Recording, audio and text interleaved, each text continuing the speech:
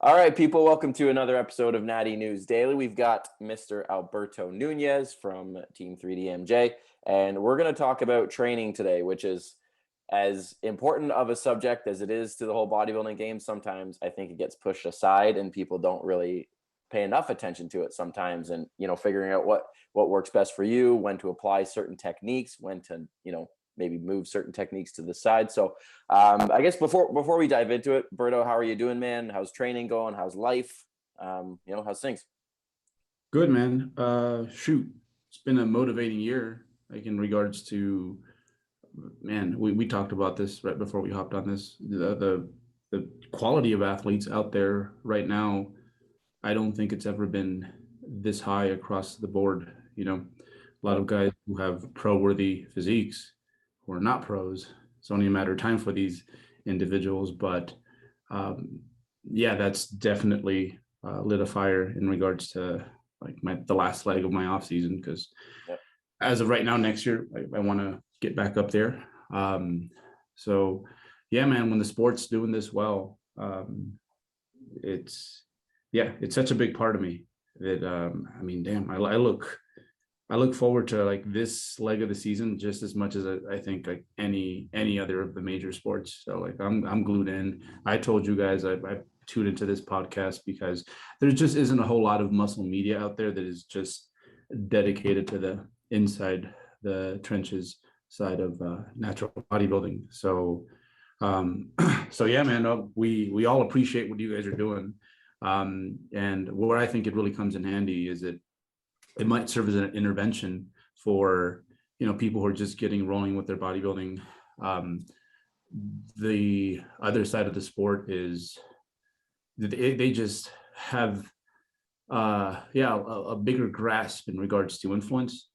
So you never know, you might be catching a few folks at the right time, and like that was the case with me. It's like, oh shoot, Lane Norton, Dr. Joe, let me give this natural bodybuilding thing a try, because seems like you can get a decent physique, I guess, like without the use of steroids. Yeah, I never thought about that, but that's kind of an interesting way to look at it, right? Is that there could be that one 17-year-old kid that's looking up to Mr. Olympia and being like, oh, I need to make these decisions, or I'm not going to achieve like a quality physique, which at 17, when I was 17, quality to me was like 250 pounds and shredded. Whereas now I can look at, I can scroll through the Natty News page and be like, damn, 170 and shredded is pretty damn cool. Yeah. No, but for real, it's like someone got their first weight set today, and those are the folks we want to target. Yeah, for sure. Yeah. Before we kind of dive into the subject, what's your tentative schedule for the next, 6 to 12 months? Man, so it depends on a lot. Like I've always wanted to do the Team Universe, which is an NPC national level show. Like I go back to my weight class, and I think almost every year I'd be like in the top 3. Of course, then there'd be the overall, and that's where you get the IFBB Pro card. I'd never use it, but it'd be kind of nice to just have it somewhere. Like, hey, we got. Sure. I've seen a lot more natural guys, test the waters in the NPC lately in like the last year or so. Yeah. Have you seen with the classic? Yeah, with the classic, right? Yeah. But then it just becomes something. I think that's the same old song where if you're competitive and you're getting beat by these guys, they're in the center of the stage, and you're more talented. It's just other variables that are having the placements go this way. Well, what's the next step if you do want to compete? So yeah, I mean, to each their own, but man, there's getting a title on this side is quite difficult, like in itself,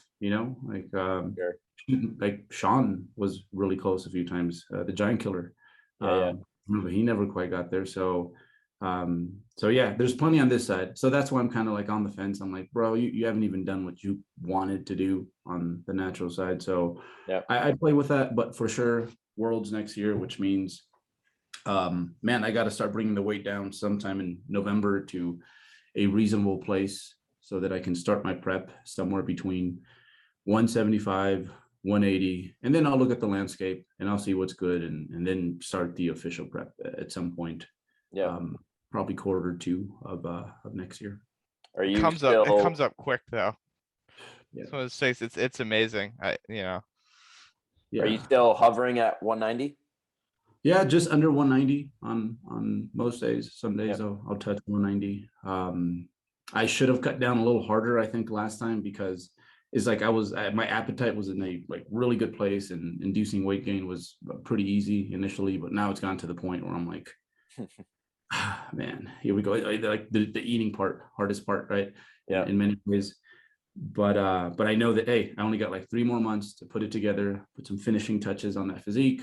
Yep. So we gotta get with it, because these young guys don't play, and I'm fully aware of that. Let's chat about that. So you said put finishing touches on it, and you hinted that, there's a lot of fire right now. The competition has been kind of pushing you. You're getting that urge. Has that made you or tempted you to alter or innovate any of your training styles? Or are you kind of still sticking with, I've done this long enough, I know what I need to do?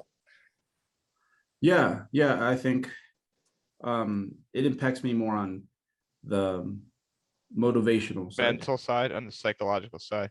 Yeah, absolutely. Bodybuilding's always been kind of a hard sport to compete in, because I mean, if you place well, it's not like you actually like physically overpowered this person here, right? Yeah.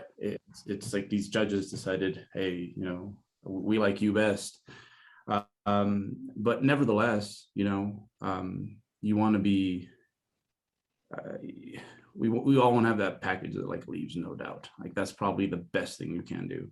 Yeah. So yeah, that's exactly what I want to do, and that's how I've been visualizing it in my own mind, is being on that world stage, and like without a doubt, like being in that top 5 and actually mattering. So, which is quite the task, man, because you look at the 5th guy in that top 5 and you're like, oh, like you look perfect. The picture by yourself, like you look perfect, bro. Yeah. So yeah, mostly on the psychological side, which at this point, this is year 22 now of lifting weights. It helps, man. We need that spark. For sure. Oh, absolutely. Touch on that a little bit, and the, I guess, the waning in and out of motivation, because I think everybody can attest to that, but you're twice as long in the game as I am, and I've felt those in even the first 10 years. So what do you do to, I guess, combat when you have those lower moments over the training career? I think once it's an established habit to just go pretty hard, even when you think you're cruising, you're going pretty hard. Yeah. But it's just that, like, that little extra that might be missing. And when I am missing that, honestly, I think that what's worked best for me is to just let it run its course, as opposed to trying to force it. Because it comes back. You do this long enough, it just almost becomes all when it comes to that. It's almost, because of everything that it requires in regards to the sleep, the eating, it's almost part of your culture, like more than anything else. So yeah, I mean, post a pre-lockdown, I was definitely going through, and that's why I was using a lot of the myo reps. I just didn't want to be in the gym nearly as wrong, so I was using those systems. So I was definitely, I think I was more interested in getting my squat up than the bodybuilding training. But then the lockdown happened, to have that taken away, to have to train in my own bedroom, pretty much. All I had was a 40-pound kettlebell. Like, that's what I had before. To have that taken away, come back to training. And I remember I was training Monday, Wednesday, Thursday. Those were the hours where those were my slots at the gym. And it was for an hour. Like, man, like how much happier that made me was just insane. So sometimes you maybe need it stripped away somewhat, right? Give you perspective. Yeah. And since then, I've yet to have a day where I'm like, man, I don't want to train today. Like, every day has been like, I start my rituals usually like pre-training, like an hour out. Like, I shower, I pick my clothes for the gym, I get my gym bag ready, And it's just been exciting again. And then you have all these people running around looking fantastic. It's like, how could you not be motivated to better yourself? Yeah, no, totally. Okay, James, you've got the floor. Start with, I guess, the main, I don't know, point Yeah. that we want. Yeah. So Berto kind of mentioned it with some of the different like training philosophies. He brought up, myo reps, which great intensity technique that you've touched on a couple times. I think I've touched on a couple in my posts. It's a time saver that allows you to train at a high rate. So for bodybuilding, great. But there's definitely been some of those other techniques or splits or training methodologies that have come and gone. And I thought it'd be kind of cool to, since you've been in the game so much longer than us, to kind of talk us through how you've seen the sport change. But then more importantly, for some of the newer viewers to kind of de-emphasize that a bit, because those are added tools that support that foundation that is what we need for bodybuilding. Yeah. Shoot, I think what a lot of people do is they probably gravitate towards a style of training that maybe fits them. It's more from a personality perspective. So, and I've been guilty of this. Like when I first started training, like my favorite guys to watch were Johnny Jackson, Branch Warren, Ronnie Coleman. And that's because I think prior to bodybuilding, every other sport I did, I was probably not very well known for my work ethic. And I'm like, this is my last chance, basically. I don't want that to be the missing link anymore. So I'm like, I'm going to train like these guys and, train very blue collar-ish. And that's what I was focused on more than anything else. So what you see, and that was a mistake in hindsight for many reasons. It did me some good, but nevertheless, I probably could have I could have taken slightly different approach and Put your priorities somewhere else. Yeah, Just being kind of more in like the execution side. I know you've talked about that, and like movement execution and the basic principles, the fundamentals, like, let's get that in order. And it doesn't mean you're not going to work hard, but what most folks do is like, hey, they're kind of an overly analytical person. It's like they're going to gravitate towards this guy. If they're Macho Man Randy Savage, they're going to gravitate towards like that guy.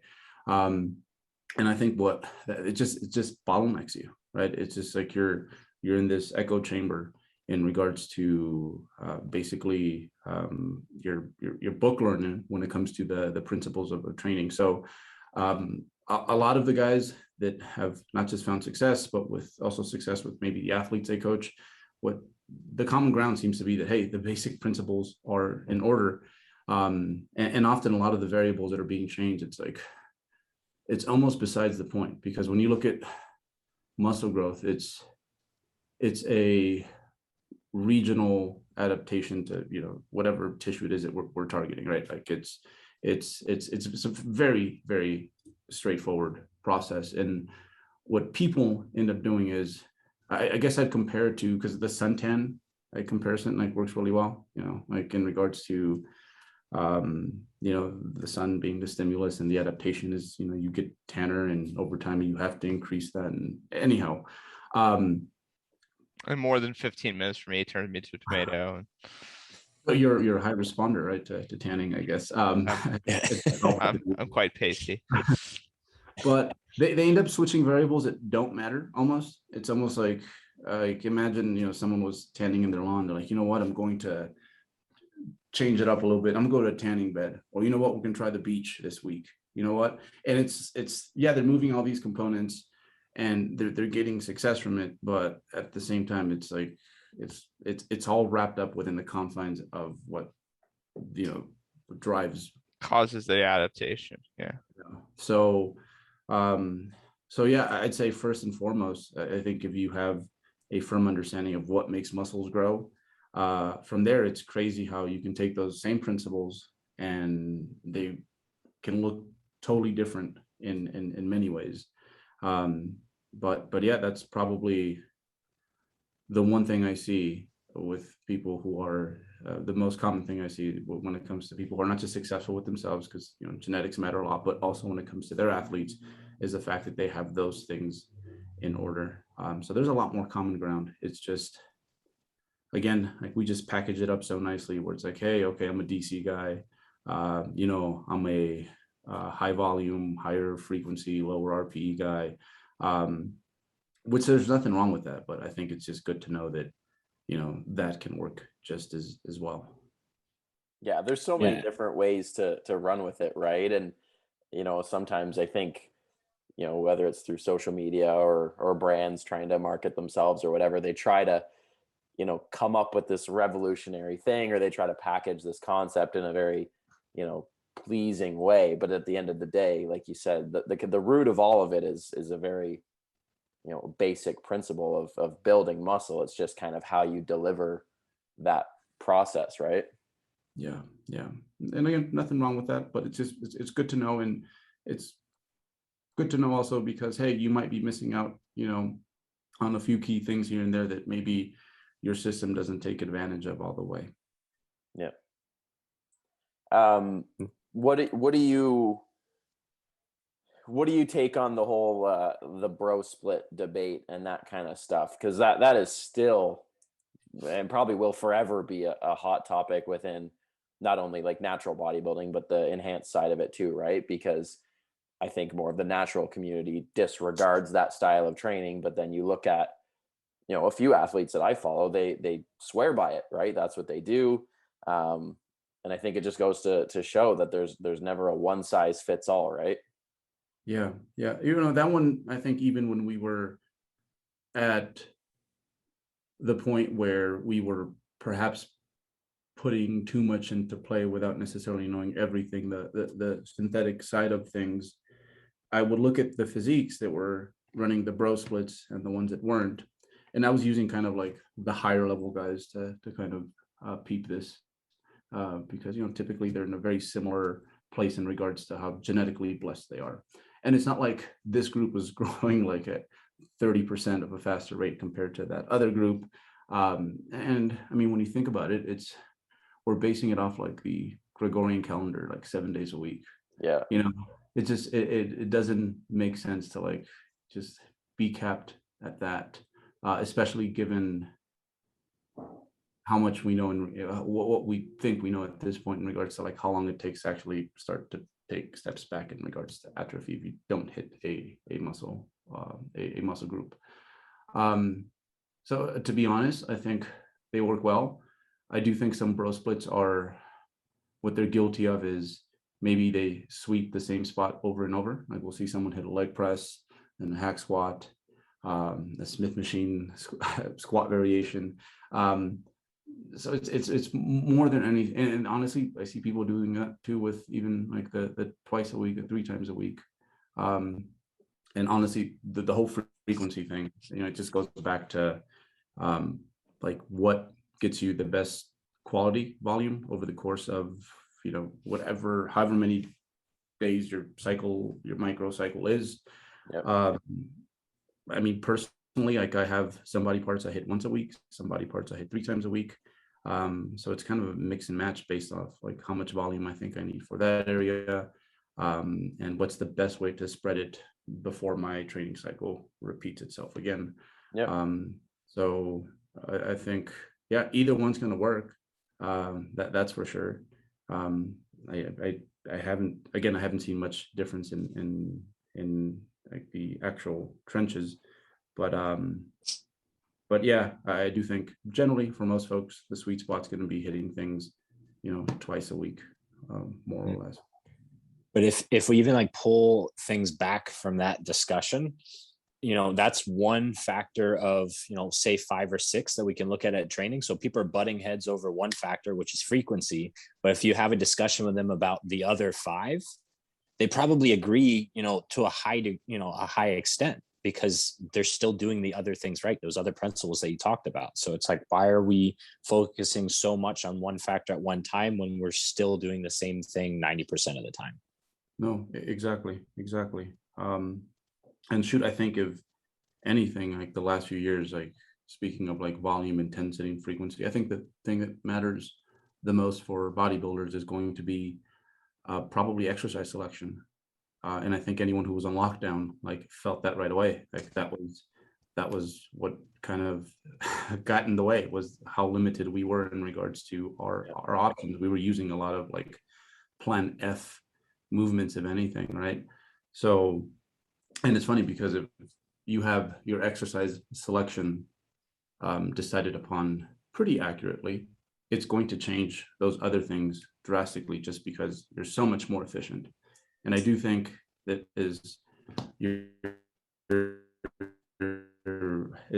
grow as an athlete, that's probably, you want efficiency. You know, you want to football analogies here. You want to be able to run for 100 yards on like 15 carries as opposed to like 25 carries. You want to be less and less beat, because at some point, everyone does start to father time wins, right? But you can delay that by basically taking care of yourself and ensuring that you've only been through so much wear and tear, right? When you do get to what should be your golden years, and you can stay at your peak longer. And that's what is going to play a big role in that is like, hey, were you picking movements that, you know, fit what it is that you were trying to do here? And again, because now they're more efficient, you don't have to use as much total volume. Like these past 2 years is probably the least amount of volume that I've used.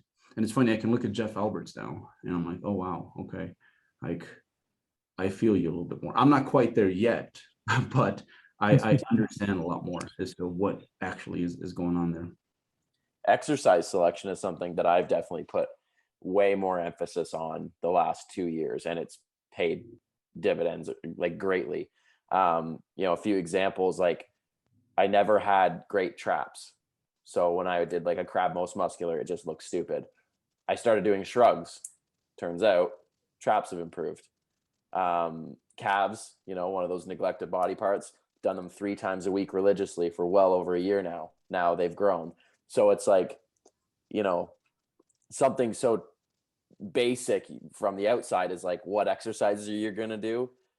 I didn't necessarily put as much thought into years prior, because it was like the notion of like squat, bench, deadlift, pull-ups, like movements that we all probably at some point assumed you had to do.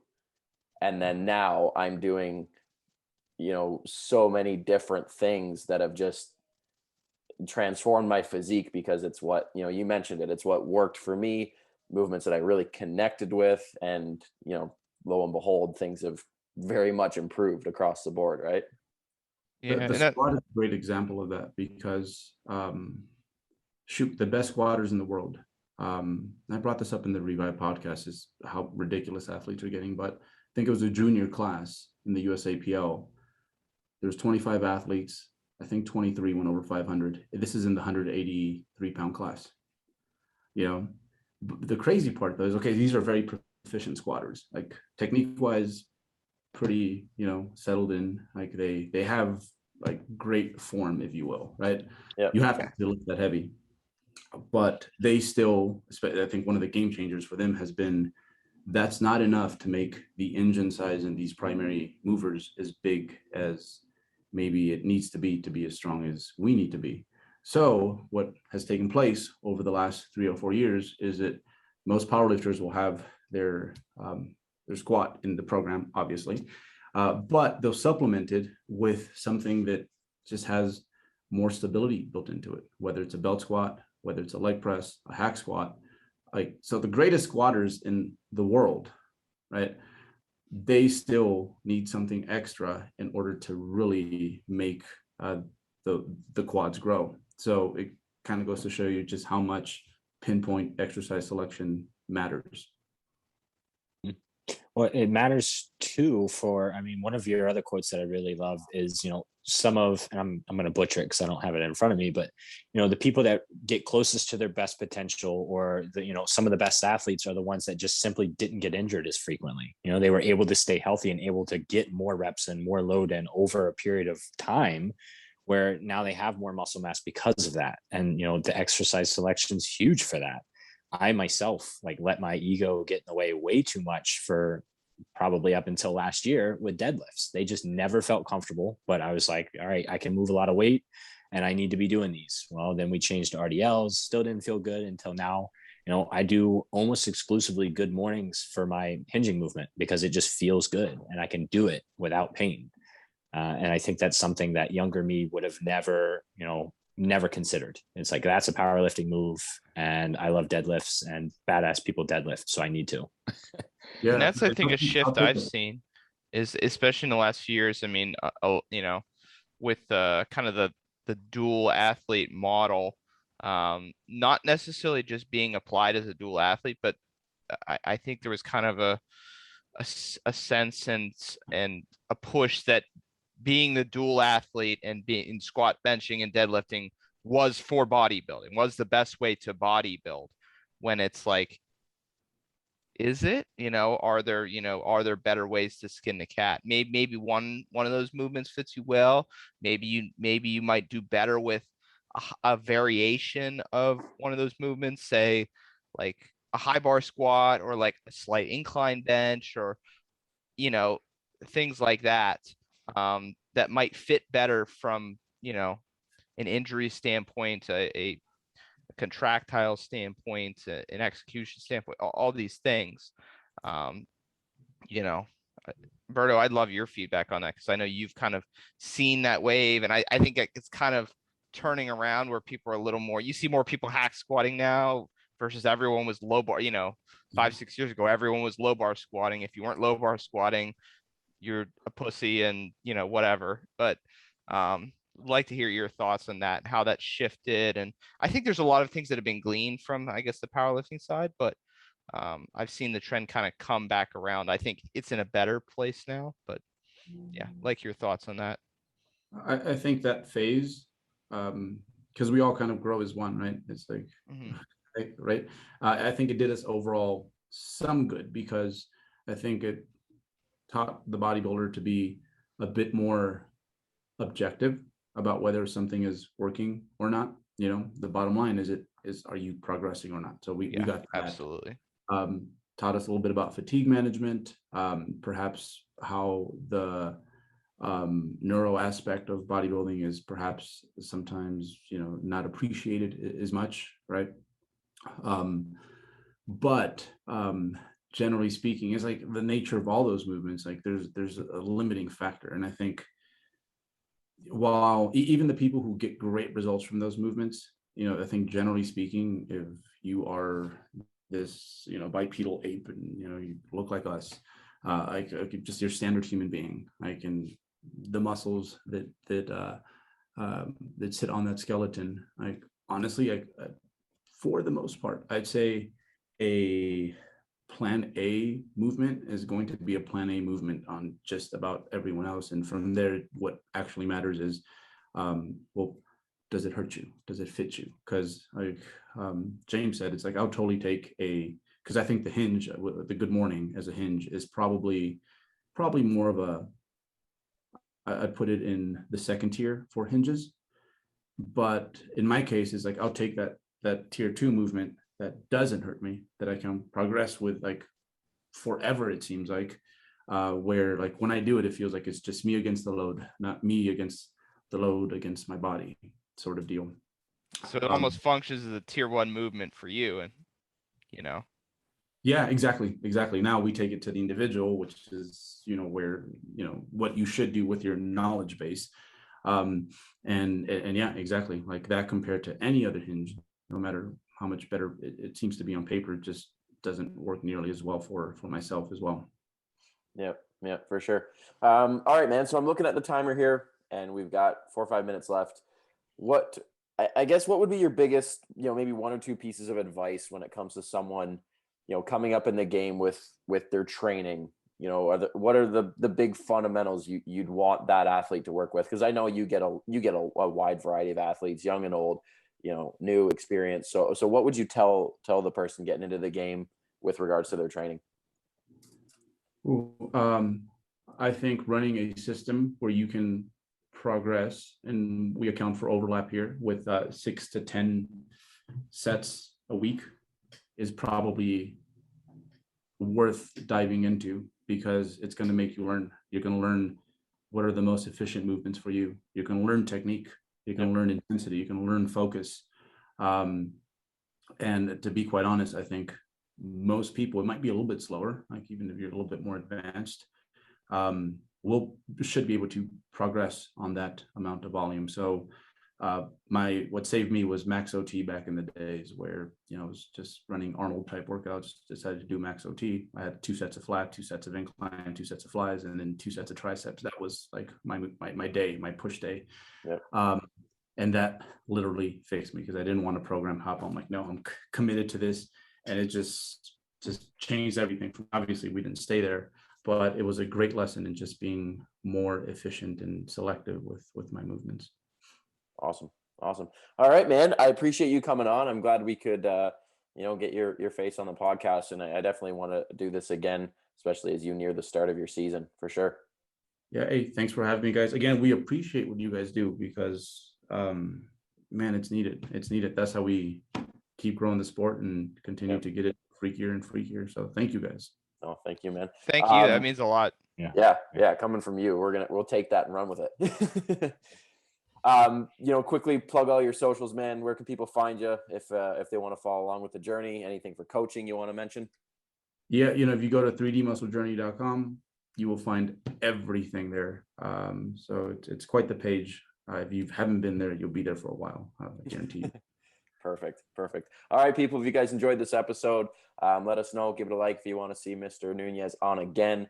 Please let us know. And if you guys have topics you'd want us to talk about, then again, let us know. Don't forget to follow us on Instagram at natty_news_daily, because we are on the road to 10K and we're hoping to do that by the end of the year. So any support is appreciated. So thanks, guys, and we'll see you guys in the next one.